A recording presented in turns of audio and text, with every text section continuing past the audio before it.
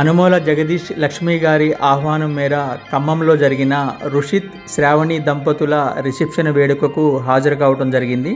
Pharmaceutical కంపెనీలో పనిచేస్తున్న నాకు గత 20 సంవత్సరాల నుండి జగదీష్ గారితో మంచి అనుబంధం ఉంది. ఒకప్పుడు ఖమ్మం జిల్లా ఎంప్లాయీగా పనిచేస్తున్న నాకు సేల్స్ పరంగా ఉద్యోగంలో నాకు ఎంతో సహాయం చేస్తుండేవారు.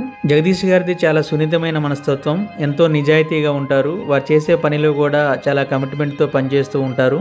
నాకున్న శ్రేయోభిలాషుల్లో జగదీష్ గారు కూడా ఒకరు. ఇటువంటి మంచి వ్యక్తుల మనసుల్లో నాకంటూ ఒక స్థానాన్ని సంపాదించుకోవటం నేను అదృష్టవంతుడిగా భావిస్తున్నాను. ఒకరికొకరు తోడుగా నూతన జీవితాన్ని ప్రారంభిస్తున్న ఈ నవ దంపతులు నిండు నూరేళ్లు ఆయురారోగ్యాలతో జీవించాలని ఆశీర్వదిస్తూ వీరి జీవితాన్ని ఆనందంగా ముందుకు తీసుకెళ్లాలని ఆ దేవుణ్ణి కోరుకుంటున్నాము.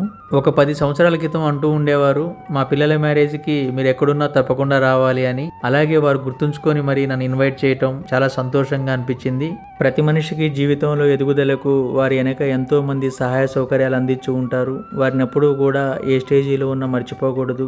మనం ఏ ప్రాంతంలో ఉన్నా, ఏ పొజిషన్లో ఉన్నా వారిని అప్పుడప్పుడు కలిసి పలకరిస్తూ ఉండాలి.